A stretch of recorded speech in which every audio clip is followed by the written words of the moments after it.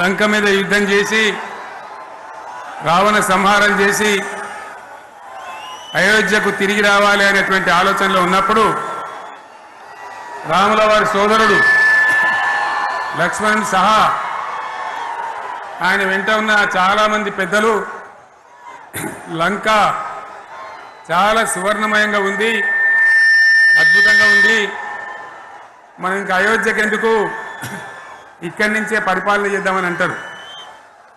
దానికి శ్రీరామచంద్రుల వారు ఒప్పుకోలేదు. ఆయన చెప్పిన మాట ఏంటంటే, కన్న తల్లిని జన్మభూమిని మించినటువంటి స్వర్గం ఏది కూడా ఉండదు, కాబట్టి మనం అయోధ్యకే తరలిపోవాలని చెప్పి మళ్ళీ అందరిని తీసుకొని అయోధ్యకు రావడం జరిగింది. అదే స్ఫూర్తితోని చాలా గందరగోళ స్థితిలో ఉన్నటువంటి, దిక్కు తోతని స్థితిలో ఉన్నటువంటి, ఆత్మహత్యలకు ఆలవాలమైనటువంటి, వలసలకు నిలయమైనటువంటి ఒక ఘోరమైన ఆపదలో వలసవాదుల విషకౌగిలిలో చిక్కి నలిగిపోతున్న తెలంగాణ రాష్ట్రాన్ని ఎట్టి పరిస్థితుల్లో విముక్తి చేయాలని, స్వరాష్ట్రం సాధించాలని, జననిని జన్మభూమిని మించిన వేరేది లేదని చెప్పి నేను ఒక్కడిగా బయలుదేరి ఆనాడు తెలంగాణ ఉద్యమానికి శ్రీకారం చుట్టడం జరిగింది. 25 ఏళ్ల క్రితం, దయచేసి మీరు గొడవ బంద్ చేయాలి ఏమనుకోవద్దు, సభలో చాలా మంది ఉన్నారు, లక్షల మంది ఉన్నారు, మీరు ఆపాలి ప్లీజ్. ఒకటే మాట బంద్ చేయాలి, గొడవ బంద్ చేయాలి, ప్లీజ్ స్టాప్. సో ఆ విధంగా 25 ఏళ్ల నాడు ఎగిరినటువంటి జెండా ఈ గులాబీ జెండా. చాలా మంది బంద్ చేయాలి, ఏ బాబు బంద్ చేయాలి బాబు. ఆ రకంగా ఎగిరిన జెండాను ఎందరో అవమానపరిచింది, ఎన్నో మాటలు అన్నారు, ఎగతాళి చేసిండ్రు, అవహేళన చేసిండ్రు, మకలో పుట్టింది ఉబ్బలో పోతుందని చెప్పిండ్రు.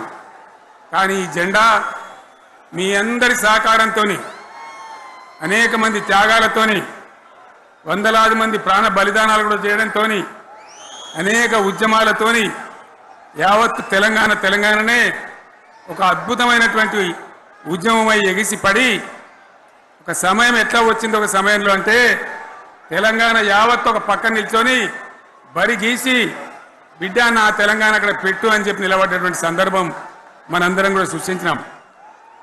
తద్వారా మన లక్ష్యం తెలంగాణ రాష్ట్రాన్ని సాధించుకున్నాం. ఆ తదనంతరం ప్రజలు దీవిస్తే 10 సంవత్సరాల పాటు అద్భుతమైనటువంటి దగదగలాడే తెలంగాణ తయారు చేసి అందరూ బిత్తరపోయే విధంగా, ఆశ్చర్యపడే విధంగా బ్రహ్మాండమైన తెలంగాణ నిర్మాణం చేసుకున్నాం. ఆ విధంగా 25 సంవత్సరాల సుదీర్ఘ చరిత్రను ఈరోజు ఈ వరంగల్ గడ్డ మీద మనం జరుపుకుంటా ఉన్నాం. రజతోత్సవ సందర్భంలో జరుపుకుంటా ఉన్నాం. చాలామంది చాలా రకాల ప్రయత్నాలు చేసినారు. ఇక్కడ కూడా ఇప్పుడు కూడా బ్రహ్మాండమైనటువంటి ప్రయత్నాలు చేస్తూ ఉన్నారు. నేను ఒక్కటే మాట చెప్తా ఉన్నా, ఈ గడ్డకు ప్రత్యేకత ఉంది. ఇది రాణి రుద్రమ్మ ఏలిన వీరగడ్డ, సమ్మక్క సారక్కల పోరుగడ్డ, బమ్మెర పోతన కవితా మాధుర్యం పండించినటువంటి జీవగడ్డ. ఈ వరంగల్ నేలకు నేను వందనం చేస్తూ ఉన్నాను. మన అమరవీరులకు శిరస్సు వంచి నివాళులు అర్పిస్తూ ఉన్నాను.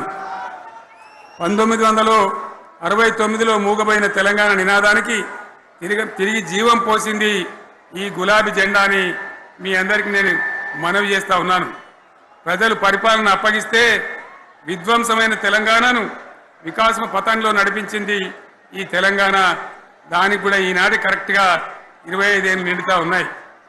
ఆనాడు కొండా లక్ష్మణ్ బాపూజీ గారు ఆశ్రయం ఇస్తే ఏప్రిల్ 27, 2001న జలదృశ్యంలో టీఆర్ఎస్ ఆవిర్భావం తెలంగాణ చరిత్రనే మలుపు తిప్పిన ఒక మహోజ్వల ఘట్టం. పదవుల కోసమో, కులం కోసమో, మతం కోసమో, వ్యక్తుల కోసమో పుట్టలేదు ఈ గులాబీ జెండా. ఇది తెలంగాణ రాష్ట్ర సాధన కోసం పుట్టింది. పదవి త్యాగాలతోనే మన తెలంగాణ ప్రస్థానం ప్రారంభమైంది. అది ఫలించి మన సొంత రాష్ట్ర కళ కూడా నెరవేరిందని నేను మనవి చేస్తా ఉన్నా. ఆనాటికి అలుముకున్నటువంటి చీకట్లను పారదోలడానికి, ప్రజల్లో విశ్వాసం కల్పించడానికి, ఆత్మవిశ్వాసాన్ని పెంపొందించడానికి నేను ఒక మాట చెప్పిన ఆ రోజు మీ అందరికీ కూడా గుర్తుండాలి. ఉద్యమం నుంచి వెనక్కి మరలితే, ఉద్యమ జెండాను దించితే నన్ను రాళ్లతో కొట్టి చంపండి అని చెప్పి నేను ఉద్యమాన్ని ప్రారంభించిన విషయం మీ అందరికీ కూడా తెలుసు. ఆ తదనంతరం జరిగినటువంటి స్థానిక పంచాయతీ ఎన్నికల్లో, ఆ తదనంతరం జరిగినటువంటి సిద్దిపేట ఉప ఎన్నికలో ప్రజలు బ్రహ్మాండంగా ప్రాణం పోసి ఊపిరిలిదితే అద్భుతంగా ఉద్యమం ముందుకు పురోగమించిన విషయం మనకు తెలుసు. 60 ఏళ్ల సమైక్య పాలనలో తెలంగాణది ఎంత గోస, ఎంత దుఃఖం, ఎంత వేదన, ఎంత హింస, ఎంత అణిచివేత చూసినామో మనందరికీ కూడా బాగా తెలుసు. గోదావరి కృష్ణనీళ్ళు దక్కకుండా తరలిపోతే తల్లి సనుబాలకు నోచని పిల్లల్లాగా తెలంగాణ బిడ్డలు రోధించారు. కరువుల కాటకాలకు గురయ్యారు. అర్ధరాత్రి కరెంట్లు పెట్టబోయి పాములు గుట్టి, తేలు గుట్టి చాలా భయంకరంగా అనాథల్లాగా చనిపోయినారు. ఆ రకంగా జరుగుతూ ఉంటే ఇక్కడ ఉన్నటువంటి ఆనాడు కాంగ్రెస్లో, టీడీపీలో ఉన్నటువంటి నాయకులు పదవుల కోసం పెదవులు మూసిండ్రు తప్ప ఏనాడు నోరు తీసి కొట్టాడలేదు. గులాబీ జెండా ఎగిరేదాకా కనీసం తెలంగాణ సోయిని కూడా ప్రదర్శించలేకపోయినారు. మీ అందరికీ తెలుసు, తెలంగాణ కోసం అవసరమైన ప్రతి సందర్భంలో పదవులు త్యాగం చేసిన వాళ్ళు బీఆర్ఎస్ బిడ్డలు అని చెప్పి నేను గర్వంగా మనవి చేస్తా ఉన్నా. కానీ పదవుల కోసం తెలంగాణను ఆగం చేసిన వాళ్ళు ఆనాడు ఉన్నటువంటి కాంగ్రెస్ నాయకులు అని చెప్పి కూడా నేను మనవి చేస్తా ఉన్నా. చంద్రబాబు నాయుడు ఆనాడు ముఖ్యమంత్రిగా ఉండి ఎంత ఘోరమంటే హైదరాబాద్ నడిబొడ్డున ఉండే తెలంగాణ గడ్డలో ఉండేటువంటి రాజధానిలో మన శాసనసభలో తెలంగాణ పదాన్ని నిషేధించినాడు. తెలంగాణ అనవద్దని స్పీకర్ ద్వారా రూలింగ్ ఇప్పించినారు. ఇదే జిల్లాకు చెందినటువంటి ప్రణయ్ భాస్కర్ గారు ఆ రోజు ఎమ్మెల్యేగా శాసనసభలో తెలంగాణ అంటే అది నేరమైనట్టుగా పరిగణించి తెలంగాణ పదాన్ని నిషేధించేటువంటి ప్రయత్నం చేసినారు. మిత్రులారా, మీకు అందరికీ చరిత్ర తెలుసు.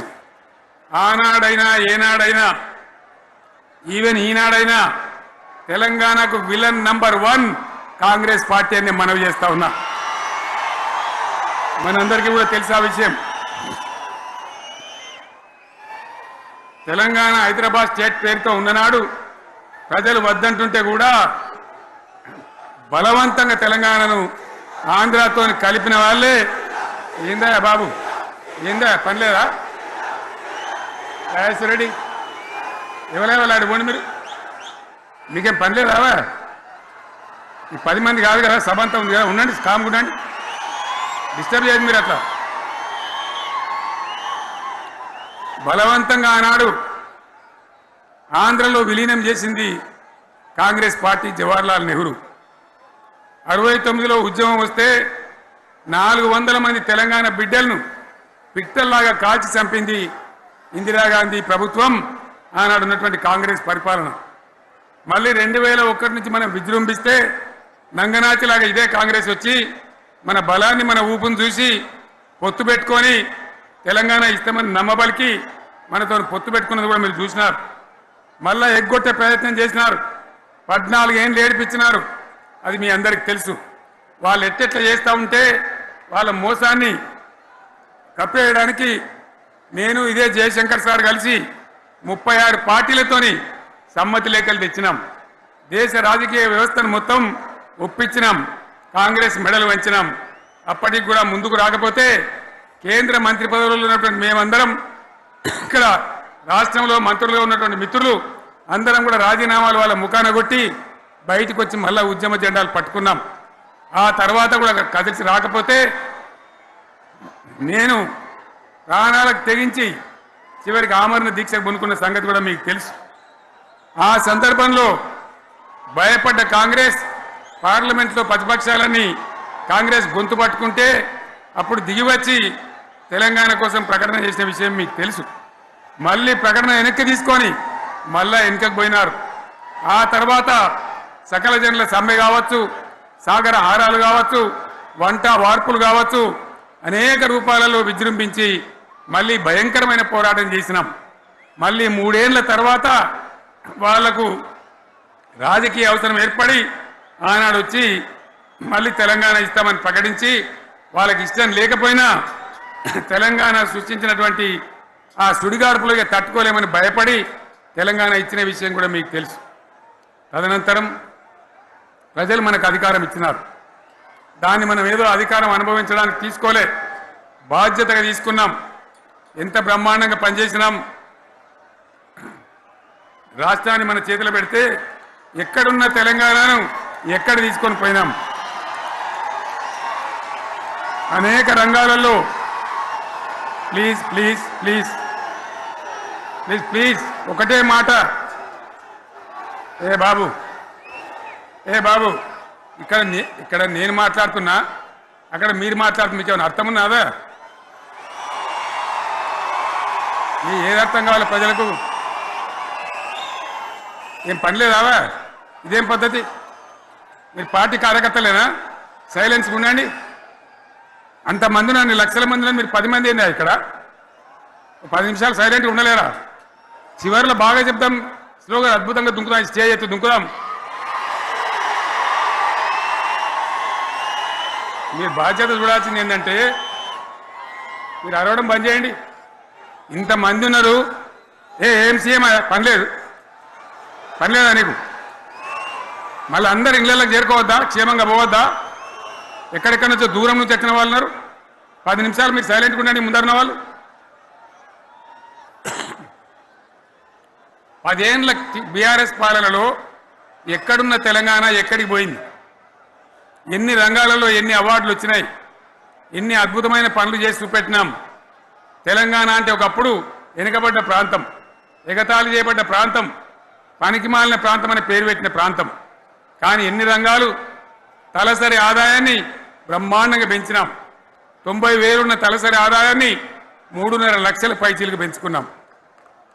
జిఎస్డిపిని దేశంలో నంబర్ 1 స్థానానికి తీసుకెళ్ళినాం. తెలంగాణలో బ్రహ్మాండంగా పెండింగ్ ప్రాజెక్టులన్నీ కూడా కంప్లీట్ చేసుకున్నాం. కల్వకుర్తి కావచ్చు, నెట్టెంపాడు కావచ్చు, భీమా కావచ్చు, ఎల్లంపల్లి కావచ్చు, మిడిమానేరు కావచ్చు, అక్కడ మేఘాల మీద పనిచేసి దాన్నంతా కూడా కంప్లీట్ చేసి ఒక్క పాలమూరు జిల్లాలోనే 10 లక్షల ఎకరాలకు సాగునీళ్ళు ఇచ్చుకున్నాం. బ్రహ్మాండమైనటువంటి ఇరిగేషన్ ప్రాజెక్టులు కంప్లీట్ చేసుకున్నాం.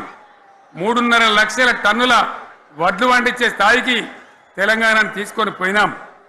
వరంగల్ గడ్డ కోసం, ఇదే జిల్లా కోసం పెండింగ్లో ఉన్న దేవాదుల ప్రాజెక్టును కంప్లీట్ చేసి ఈ గడ్డకు నీళ్లు తెచ్చుకున్నాం.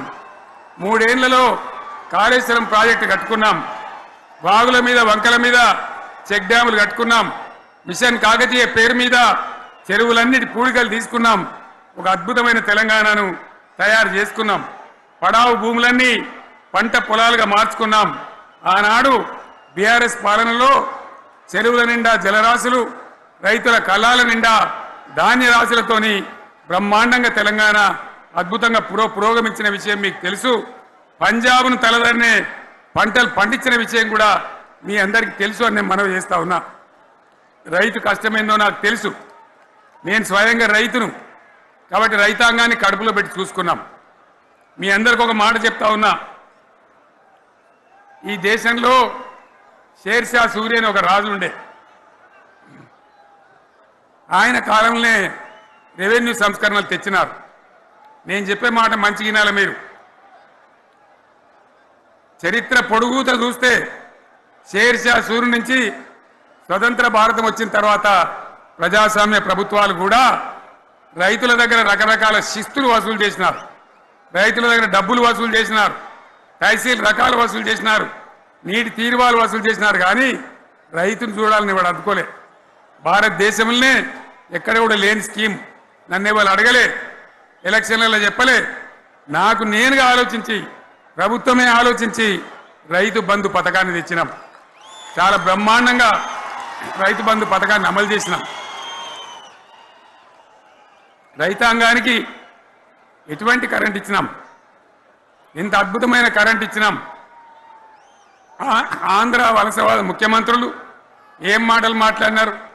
తెలంగాణ వస్తే కారు చీకట్లు అవుతాయి, మీకు కరెంటే రాదు, మీకు పంటలు పండియే రాదని చెప్తే వాళ్ళ నోర్లు మూయించేలాగా ఉత్తమమైనటువంటి ట్రాన్స్ఫార్మర్ కావాలన్నటువంటి మోటార్లు కావాలన్నటువంటి నాణ్యమైన కరెంటును 24 గంటలు సప్లై చేసినాం. రైతు ఇంట్లో కూర్చుంటే పొలాల కాడ బోర్లు దుంకినాయి, మీరందరూ కళ్ళారా చూసినారు. నాకంటే ఆ విషయం మీకే ఎక్కువ తెలుసు. అదేవిధంగా రైతులు చనిపోతే 2 ఎకరాలు 3 ఎకరాలు ఉన్న రైతులు ఏముంటుంది? వాళ్ళకి ఆదాయం ఉండదు. వాళ్ళు చస్తే బీఆర్ఎస్ రాకముందు పట్టించుకున్న నాతుడు లేడు. అదే బీఆర్ఎస్ వచ్చిన తర్వాత రైతు బీమా ఇచ్చి వాళ్ళు చనిపోయినాక 8 రోజుల్లోనే వాళ్లకు రైతు బీమా అందే విధంగా ఆనాడు చర్యలు తీసుకున్నాం.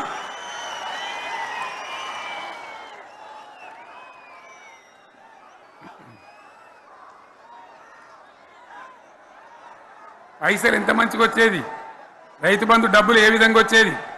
శనుకులు పడుతుంటే చకాచకా వచ్చి బ్యాంకులలో డబ్బులు పడి రైతుల సెల్ ఫోన్లు మోగుతుండే. ఆ విధంగా కడుపులో చల్లగదలకుండా రైతాంగానికి రైతు బంధు పథకాన్ని అమలు చేసుకున్నాం. రకరకాల వ్యక్తులు రకరకాల మాట్లాడినారు. జై కిసాన్ జై జవాన్ అన్నారు తప్ప వాళ్ళ సంక్షేమం ఏ ప్రభుత్వం కూడా చూడలేదు.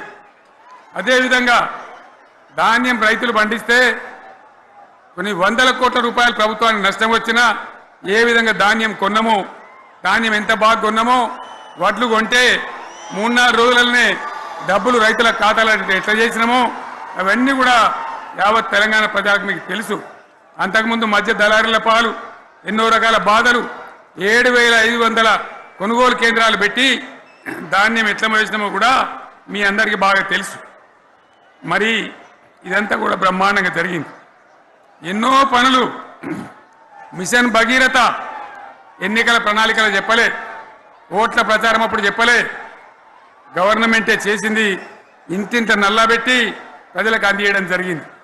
రైతు బంధు కానీ, రైతు బీమా కానీ, కళ్యాణ లక్ష్మి కానీ, కేసీఆర్ కిట్ కానీ, కంటి వెలుగు లాంటి ప్రోగ్రాం కానీ ఎవరు అడిగిన నన్ను ఎవరు అడగలే. అయినా మా అంతల మేమే మన రాష్ట్రం మన ప్రజలని వాళ్ళని బాగు చేసుకోవాలని చేసినాం. చెరువులలో చేపలు పెంచాలని ఎవరు అడిగిన నన్ను ఎవరు డిమాండ్ చేసిండ్రు. వాళ్ళకి వృత్తి పని దొరకాలని, మత్స్యకారులను ప్రోత్సహించాలని చెరువులలో చేపలు పెంచినాం. లక్షలాది గొర్రెలను పంపిణీ చేయమని ఎవరు ధర్నా చేయలే, ఎవరు అడగలే. కానీ ప్రభుత్వమే తనంతట తానే బ్రహ్మాండంగా వాళ్ళకు చేయడం జరిగింది. ప్రజల అవసరాలు ఎప్పటికప్పుడు తీర్చినాం. అంతవరకే ఆగలే. పారిశ్రామిక రంగం మీద దృష్టి పెట్టినాం, పెట్టుబడులు ఆకర్షించినాం. సుమారు 20 నుంచి 25 లక్షల మంది పిల్లలకు ఉద్యోగాలు ఇప్పించే ప్రయత్నం చేసినాం. 40 కోట్లు మాత్రం ఉన్న ఐటీ ఎగుమతులు 2.5 లక్షల కోట్లకు పెంచగలిగినాం. ఐటీ రంగంలో 7 లక్షల మందికి ఉద్యోగాలు కొత్తగా వచ్చినాయి. 1000కి పైగా గురుకులాలు పెట్టినాం. పేద ఇళ్ళ విద్యార్థులకు ఉత్తమమైనటువంటి చదువును అందించినాం. తెలంగాణలో 3 మెడికల్ కాలేజీలు ఉంటే దాన్ని 33 మెడికల్ కాలేజీలు తీసుకొని పోయినాం. ఈ విధంగా అది ఒకటి మాత్రమే కాదు, బీఆర్ఎస్ టైంలో మత కల్లోలం లేదు, కర్ఫ్యూ లేదు, కల్లోలం లేదు. శాంతి భద్రతలన్నీ కూడా బ్రహ్మాండంగా కాపాడి ప్రతి ఒక్కరిని కూడా కాపాడే బాధ్యత తీసుకొని కడుపులో పెట్టుకొని చూసుకున్నాం. ఇవన్నీ కూడా నా డైలాగులు కాదు, నేను చెప్పే స్టోరీలు కాదు. ఇవన్నీ పార్లమెంట్ వేదికగా కేంద్ర ప్రభుత్వం అనేక సందర్భాల్లో వెల్లడించినటువంటి విషయాలు. Reserve bank of India, comptroller general of India వాళ్ళు వెల్లడించినటువంటి అధికారమైనటువంటి లెక్కలని చెప్పి కూడా నేను మీకు మనవి చేస్తా ఉన్నా. ఇవన్నీ జరిగినాయి. ఇప్పుడు నేను చెప్పిందంతా కూడా మీ కళ్ళ ముందరనే జరిగింది. మరి కాంగ్రెస్ వచ్చి ఏడాదిని అర్థమా? మరి ఏం మాయ రోగం వచ్చే, ఏం బీమారు వచ్చే, ఏమేమి చెప్పిరి, ఎన్నెన్ని చెప్పిరి, మీకు కావాల్సింది ఇదే కదా చెప్తా. ఇక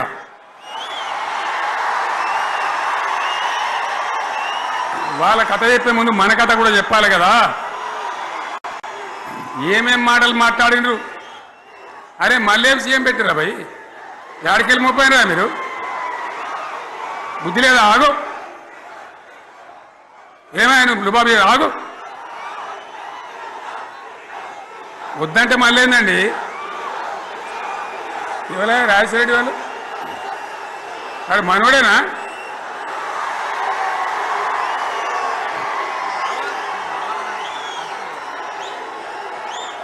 ఎన్ని మాటలు చెప్పి వరుస బట్టి గోల్మాల్ దింపుట్ల కాంగ్రెస్ను మించిన వాళ్ళు లేడు,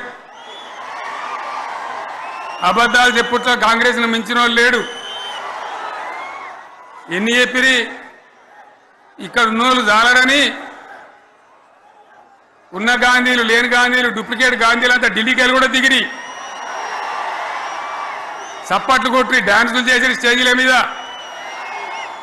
ఒకటి చెప్పిండ్రా ఏమిత్తాడా కేసీఆర్ రైతు బంధు 10,000 ఇస్తాడు, మేము 15 ఇస్తాం చెప్పిండ్రా? చెప్పిండ్రా లేదా? చెప్పిండ్రా? ఇచ్చుడు కాదు చెప్పిండ్రా? 10,000కు 15,000 ఇస్తామని అన్నారా? కేసీఆర్ పెన్షన్లు 2,000 ఇస్తాడు, మేము 4,000 ఇస్తాం చెప్పిండ్రా? ఇంకేం చెప్పిండ్రు? కేసీఆర్ ఇంట ఇద్దరుంటే ఒకరికే ఇస్తాడు, మేము ముసలోనికి ఇద్దరికి ఇస్తాం చెప్పిండ్రా? చెప్పిండ్రా లేదా? అన్న మీరు మధ్యున్న వాళ్ళు చెప్తలేరు చెప్పిండ్రా? ఇవన్నీ కాంగ్రెస్ వాళ్ళు చెప్పిండ్రా? చెప్పింది అన్న వాళ్ళు ఒకసారి చేయలేవటారు దయచేసి.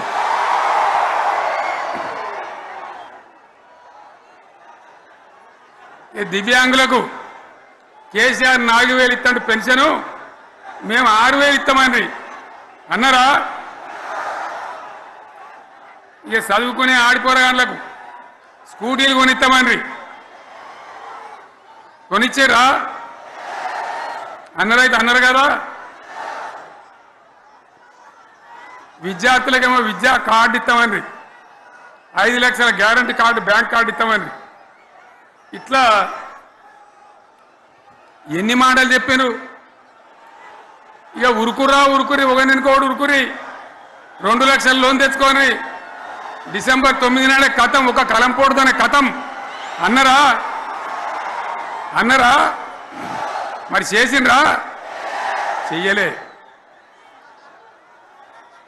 ఇక వడ్లు కొంటే ఒక వడ్లు కాదు, ఆనాడు మనమే కొనుగోలు కేంద్రాలు పెట్టి కనీసం మద్దతు ధర వచ్చేటట్టుగా మొలకొచ్చినా తడిసిపోయినా రంగు మారినా రైతులు కాబట్టి మన బిడ్డలు కాబట్టి గవర్నమెంట్కు 500 కోట్లు నష్టం వచ్చినా సరే మొత్తం కొనురు రాని నేను చెప్పినా కొనిపించిన. బాధ కాలే. వాళ్ళు ఏం చెప్పినారు? పబ్లిక్ను బోల్తా కొట్టేయడానికి మేము క్వింటాల్కి 500 బోనస్ ఇస్తాం, మక్కలకి ఇస్తాం, వడ్లకి ఇస్తాం, ప్రతి పంటకి ఇస్తాం చెప్పిండ్రా?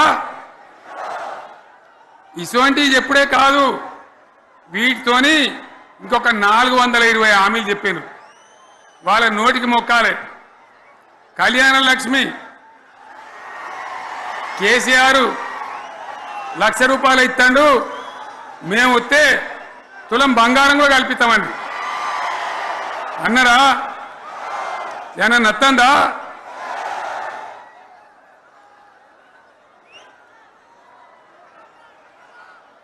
ఇక హామీలు ఇచ్చుడు కాదు, పెద్ద పెద్ద బుక్కులు వంచి ఊరూరికి వంచారు.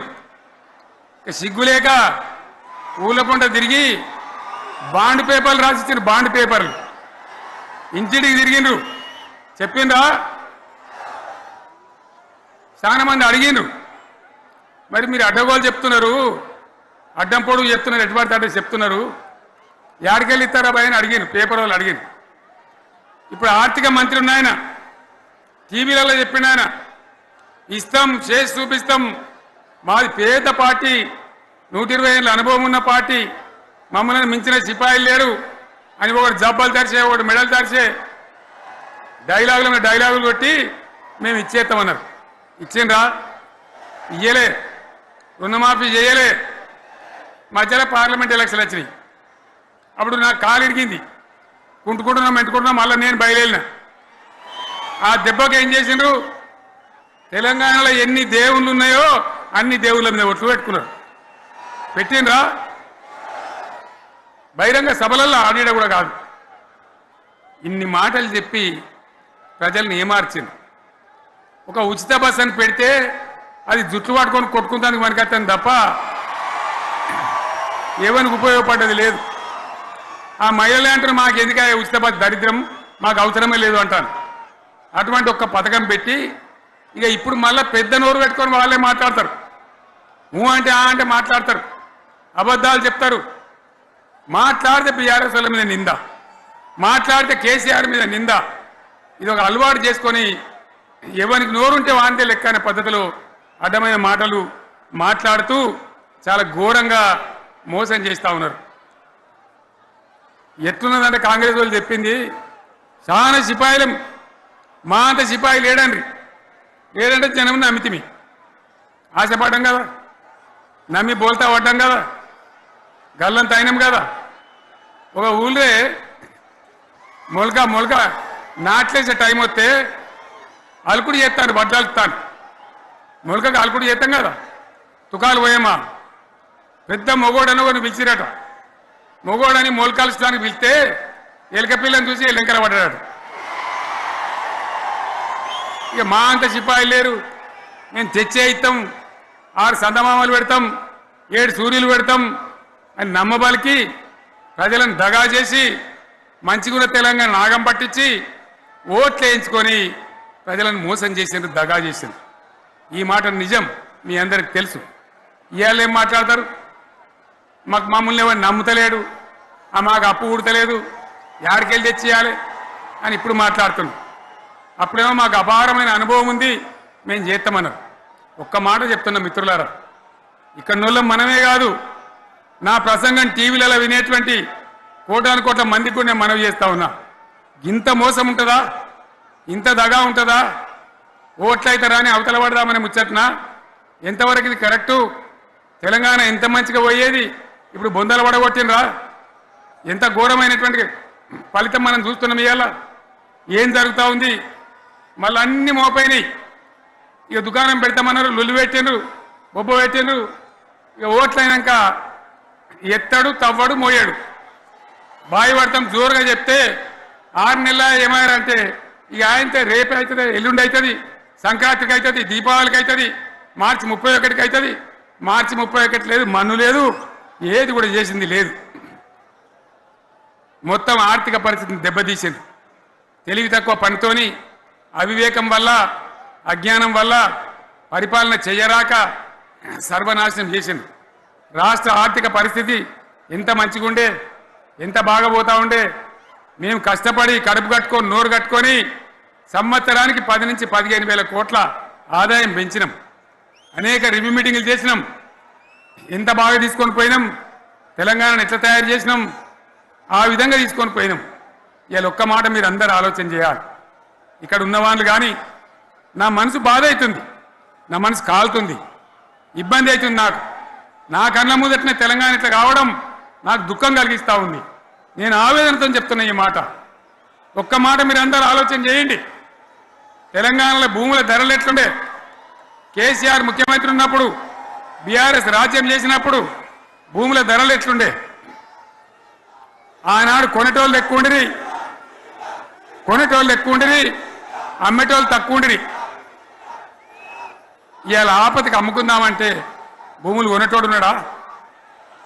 అడుగుతారా? భూముల ధరలు ఎక్కడికి పోయినాయి?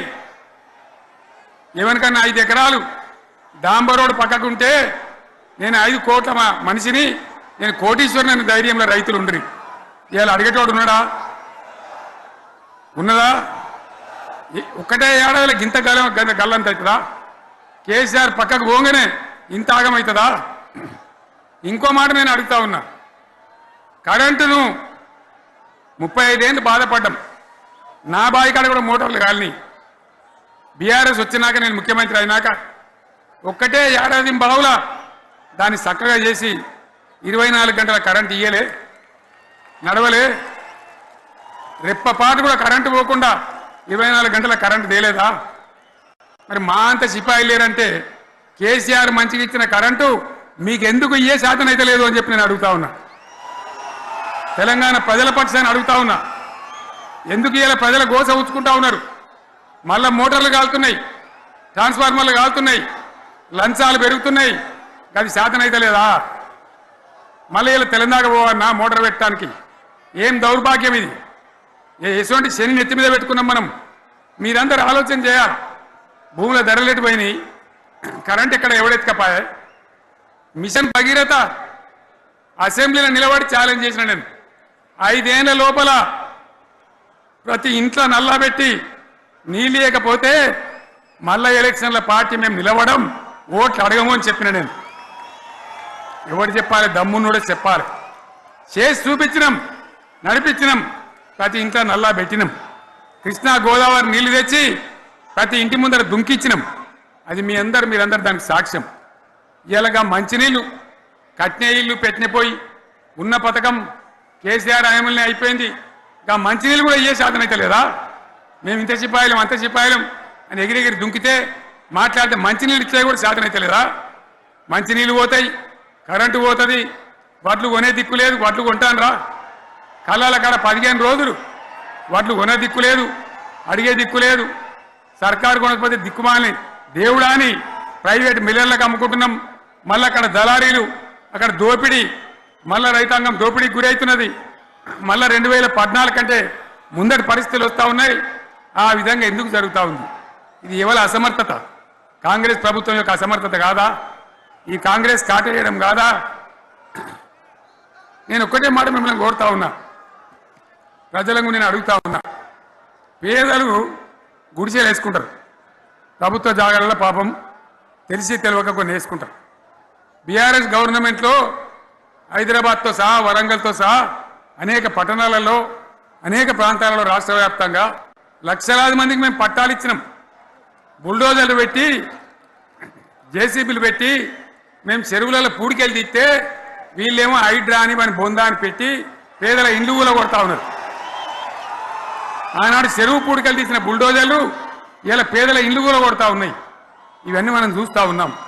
చూసి మౌనంగా ఉందామా, కొట్లాడదామా, ఏం చేద్దాం అనేది మనం ఆలోచించే సమయం వచ్చింది. దేశాన్ని నంబర్ 1 స్థాయిలో నిలబెడితే ఇవాళ 14వ స్థాయికి 15వ స్థాయికి తీసుకొని పోయినారు. నా కళ్ళ ముందన్న గిట్ల జరుగుతుంది, ఇంత మాయల్యమే అవుతుంది, ఇంత మోసం చేస్తారని నేను కూడా అనుకోలే. ఇలా చాలా బాధ కలుగుతూ ఉంది, చాలా దుఃఖం కలుగుతూ ఉంది. ఇంకా ముందరికి పోవాల్సిన తెలంగాణ ఇలా వెనుకగా అయిపోతున్నా ఉన్నది. మళ్ళా ఎవరు దీనికి కారణం? ఈ దుర్మార్గులు కాదా? నిలబెట్టి ఖచ్చితంగా అడగాల్సిన అవసరం ప్రజలకు లేదా? అడగాలి. ఎందుకోసం? టైం ఇవ్వాలని మేము కూడా టైం ఇచ్చినాం. ఏమంటారు? మీకేసినట్టు మాకేసిన ఓట్లు, మాకు ఏడాదైనా టైం ఇయ్యరా? ఏడాది అర్థమైన టైం ఇయ్యరా? మీకు కన్నేరిరా అని అంటారు. కాబట్టి నేను నోరు తెరవలే, బయటికి రాలే. కృష్ణా జలాల మీద గడబడి జరిగితే ఒక్కసారి అక్కడ నాయకులు తీరకపోతే నల్లగొండలో పోయి ఒక గర్జన చేసి వచ్చినా కానీ నేను ఎక్కడ బయటికి రాలే, మాట్లాడలే. కానీ ఏడాది అర్థం అయిపోయింది, ఇంకేం పాడైంది? పువ్వు పుట్టంగానే పరిమళిస్తుంది అన్నట్టు ప్రభుత్వం కథ తెలియదా? ఇంకేమున్నా వీళ్ళకి టైం ఎక్కడిది? వీళ్ళు ఏం చేస్తారు? చివరి 6 నెలలు అయితే ఎలక్షన్ అయినాయి. వీనికి ఉన్న టైమే 2.5 ఏళ్ళు. ఈ 2.5 ఏళ్లలో వీళ్ళు చేస్తారు, మనం బతికి ముందర పడతామా? అందుకోసం ప్రజానీకం, మేధావులు, తెలంగాణ ప్రజలు దయచేసి అందరూ ఆలోచన చేయాలి. ప్రతి వాళ్ళు కూడా ఆలోచన చేసి దీనికి పరిష్కారం ఏందో కనుక్కోవాలి. మేధావితో పనిచేయాలి, ఆవేశంతో కాదు. ఆవేశంతో మనం నినాదాలు ఇస్తే కాదు, ముళ్ళును ముళ్ళుతోనే తీయాల. యాడ ఒడగొట్టుకున్నామో గాన్నే వెతకాలి, ఎక్కడ జారిపోయిందో ఆన్నే మళ్ళీ దొరకబట్టాలి. ఆ నైపుణ్యం, ఆ స్థాయి ఇలా రావాలి. మళ్ళీ ఇప్పుడు ఏం చేస్తారు? మాట్లాడితే బీఆర్ఎస్ మీద బదనం. ఇక వశమైతే లేదు రాని భూములు అమ్మకానికి పెడతామంటారు. అమ్మచ్చు, అత్యవసరమైతే కొన్ని అమ్మచ్చు.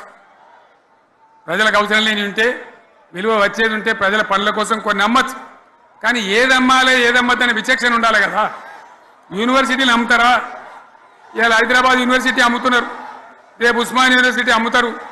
విలువైన భూములనే అని ఇట్లా కథం పట్టుకుంటూ పోతే మనం మిగులుతుందా? కాబట్టి ఇది పద్ధత, ప్రభుత్వం నడిపించే విధానమా?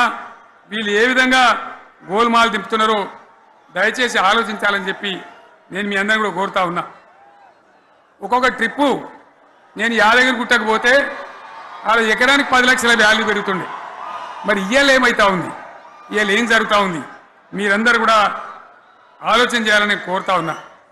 ఇవాళ రాజ్యం నడపశాతగాక ఎల్లెంకల పడి రాష్ట్రాన్ని ఆర్థికంగా దివాలు తీసి పిచ్చి పనులన్నీ వేసి ఇవాళ అడ్డం పొడుగు మాట్లాడుతూ ఉన్నారు. అన్ని రంగాలలో ఫెయిల్ అయిపోయింది. ఏ ఒక్క ఈ హుస్నాబాద్లో ఇప్పుడు నేను రాగా చూసుకుంటూ వచ్చిన ఆనాడు కష్టపడి ఈ హరీష్ రావు ఇరిగేషన్ మంత్రిగా ఉన్నప్పుడు ఇలా గౌరెల్లి ప్రాజెక్టు కట్టినాం. 90% పూర్తయింది.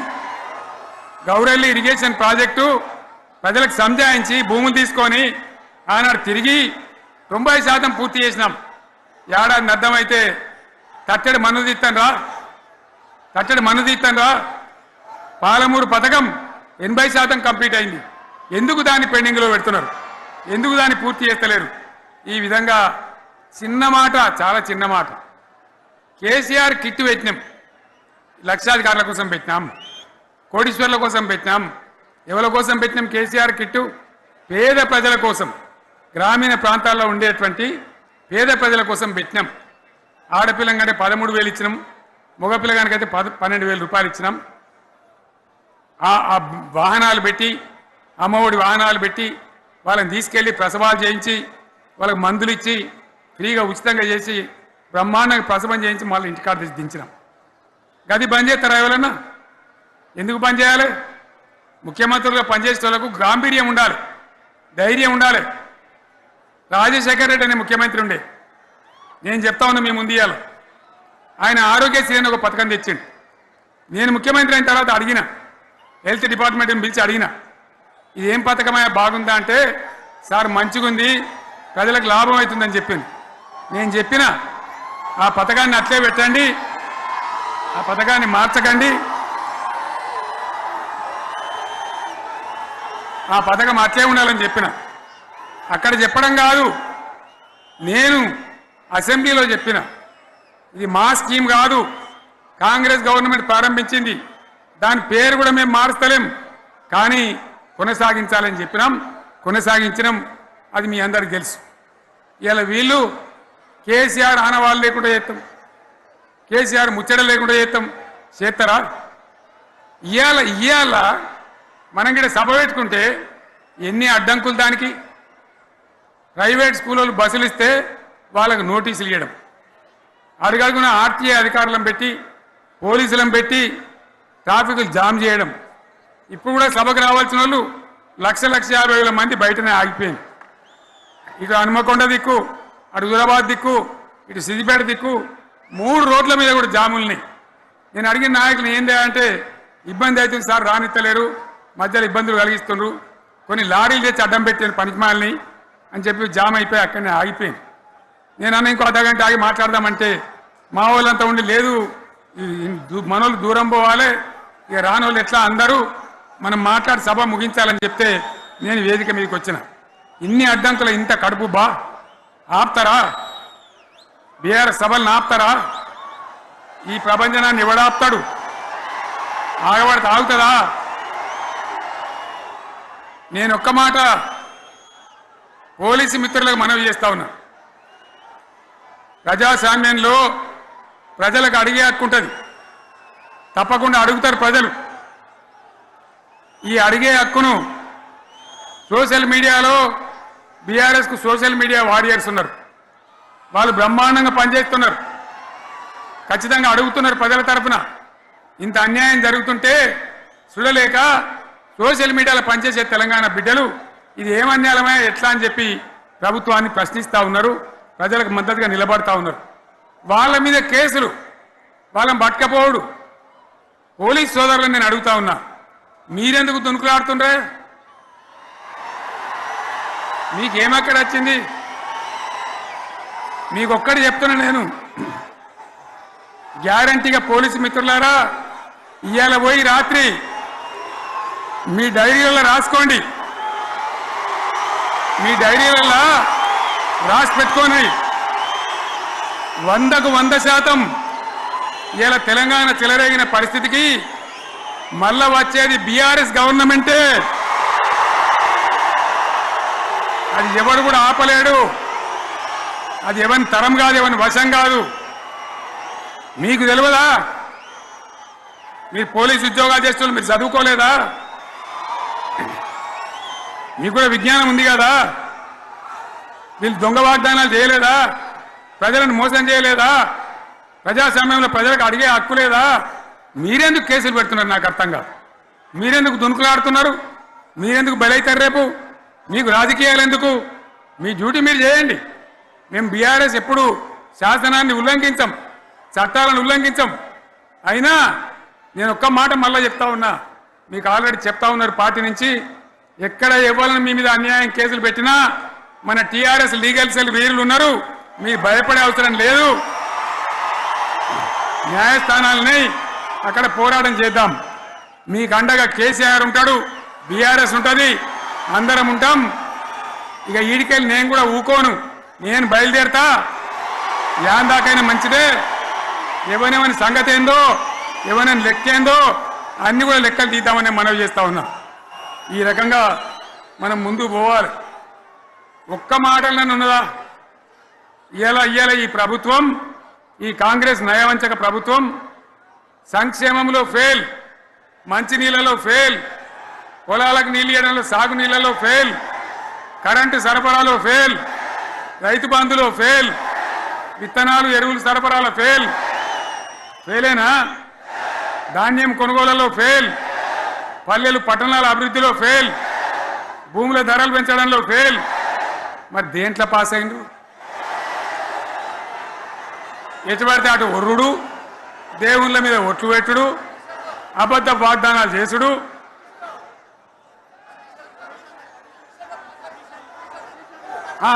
కమిషన్ అట 20-30% కమిషన్లు తీసుకున్నాడు, సంచులు నింపుడు, సంచులు మోసుడు. అంతేనా? కరెక్టేనా ఈ మాట? అన్నా కరెక్టేనా? నేను చెప్పి అన్ని ఫెయిల్ అయిందా ఈ ప్రభుత్వం? నిజమైతే ఒకసారి చేతులు లేవటరు దయచేసి. స్టేజ్ మీద లేవటరా? ఫెయిలేనా? ఈ మాట 20%-30% కమిషన్లని నేను అంటలేను. ఎవరన్నారు? స్వయంగా ఆర్థిక మంత్రి ఛాంబర్కు పోయి 200 మంది కాంట్రాక్టర్లు వాళ్ళు లొల్లిపెట్టి మమ్మల్ని 20-30% కమిషన్ అడుగుతుండ్రు, ఇది ఏమన్యాయం అని చెప్పి సెక్రటేరియట్లో చెప్పిన మాట నేను చెప్తా ఉన్నా. ఈ విధంగా మాజీ సర్పంచులు పాపం వాళ్ళు పనిచేసిన మా బిల్లులు ఇవ్వమంటే వాళ్ళ గోస ఉచ్చుకుంటా ఉన్నారు.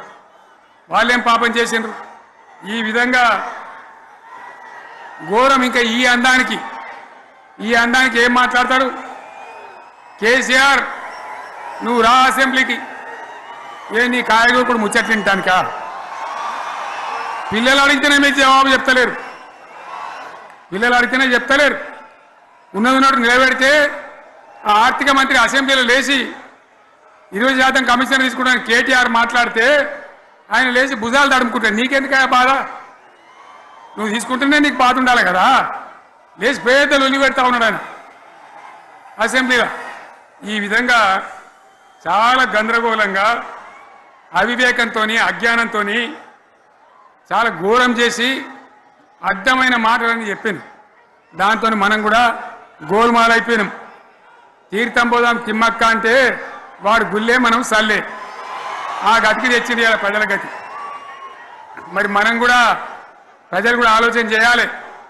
ఆవేశం కాదు. గాడిదలకు గడ్డేసి బలరకు పాల్పడితే వస్తాయా? మరి ఇప్పుడు ఏం చేయాలో ఆలోచించాలి. ఓ తమ్ముడు అన్నాడు హైదరాబాద్లో, ఆయన ఇల్లు కూడా కొడితే, కేసీఆర్ అన్నా యాడున్నావు, నువ్వు రావాలి.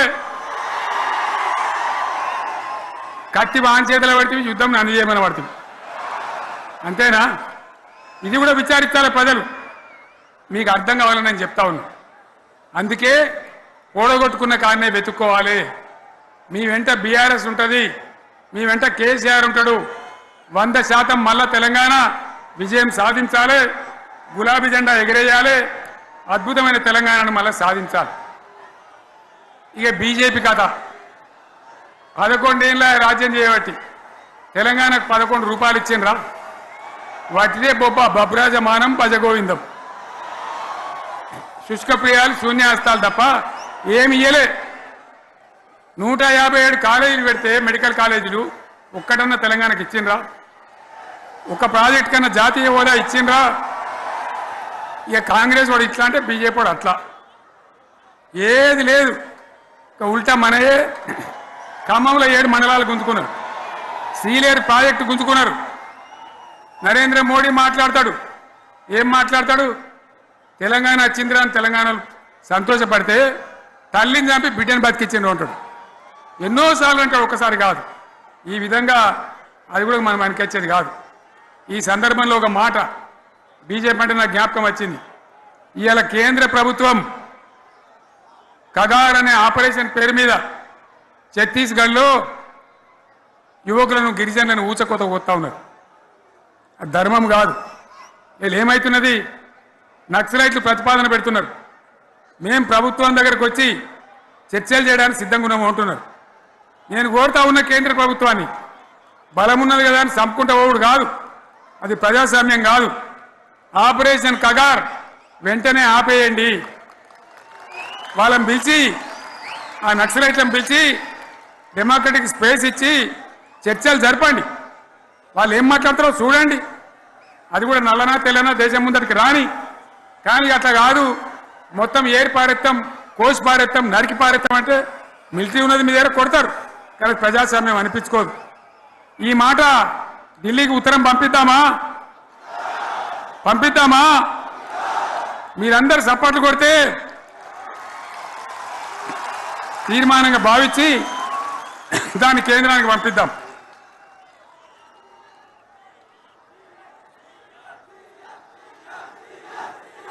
ఇక్కడ 30 లేదు. ఈ సందర్భంలో ఈ రజతోత్సవ వేళ నేను మీ అందరికీ, ఇక్కడ ఉన్న వాళ్ళకు, సభలో లేని వాళ్లకు, టీవీలో నా మాటలు వినే వాళ్లకు, యావత్తు తెలంగాణ సమాజానికి బీఆర్ఎస్ గులాబీ జెండా రజతోత్సవ శుభాకాంక్షలు మరొకసారి తెలియజేస్తూ, మీరందరూ కూడా ధైర్యంగా ఉండండి. మళ్ళీ బీఆర్ఎస్ తెచ్చుకుందాం, బ్రహ్మాండమైన పరిపాలన అందించుకుందాం. వీళ్ళు జరగొచ్చేటివన్నీ మళ్ళీ మంచిగా చేసుకుందాం, బ్రహ్మాండంగా ముందుకు పోదాం, పురోగమించుదాం. ఒక అద్భుతమైన తెలంగాణ, ప్రతి వ్యక్తి ముఖంలో చిరునవ్వులు చిందించే తెలంగాణ తయారు చేసుకుందామని చెప్పి మీ అందరికీ మనవి చేస్తూ, ఇంత పెద్ద ఎత్తున ఈ సభకు గవర్నమెంట్ వచ్చిన ఏడాది నరలోనే మీరు కదిలి వచ్చిందంటే మీరు కూడా ఒక నిర్ణయానికి వచ్చినట్టు కనబడుతూనే ఉంది. ఓట్లు ఎప్పుడు వస్తాయని చూస్తాను. నేను ఇంకో మాట చెప్పాలి, ముఖ్యమైన మాట ఏంటంటే, వీళ్ళు అక్కడిక్కడ ఎందుకైనా మీరు లేచొచ్చిండ్రు ఫోటోల కోసం.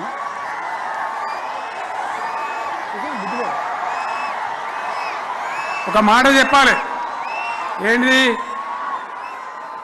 ప్రభాకర్ రెడ్డి అని మా ఎమ్మెల్యే, దుబ్బాక ఎమ్మెల్యే, ఆయనతో ఎవరో హైదరాబాద్లో మాట్లాడితే, అన్న ఇంకా 3 ఏళ్ళు భరించాలని గవర్నమెంట్ అని మాట్లాడింది. ఆయన మాట చెప్పిండు విలేకరులు. అలా చూసారా, మా గవర్నమెంట్ పడగొడతారట. మేమెందుకు పడగొడతాం రా బడి? మాకేమైనా కాల్చేరు గులగులో పెట్టినాయా? మేమా కిరికిరి పని చెయ్యం. బిడ్డ మీరే ఉండాలి, ఓట్లు తీసుకున్నారు, చక్కగా పని చేయకపోతే మీ ఈపులు ప్రజలే సాఫ్ చేస్తారు, అంతే కదా. మేము పడగొట్టాం, మీ గవర్నమెంట్ పడగొట్టాం. ఎందుకంటే మీ సంగతి ఏందో మా సంగతి ఏందో ప్రజలకు పూర్తిగా అర్థం కావాలి.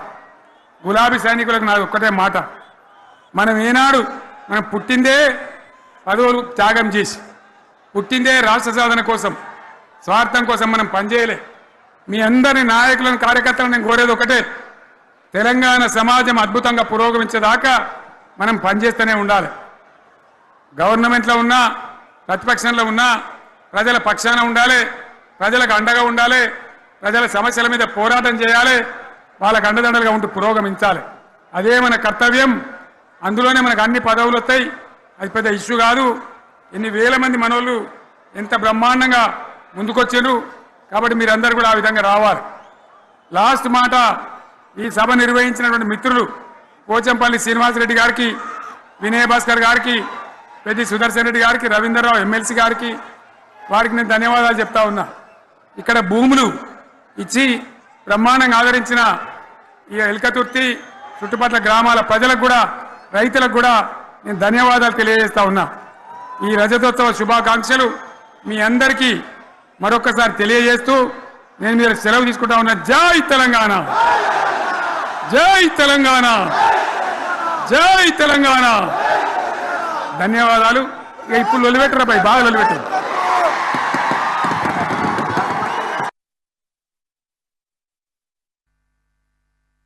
అది తెలంగాణ తల రాతను మార్చిన నవ వసంత ఋతువు. విపక్ష దోపిడి విలయంలో విలవిలలాడిన వేదన, అస్తిత్వం కై ఆరాటపడిన ఆత్మ గౌరవ భావన.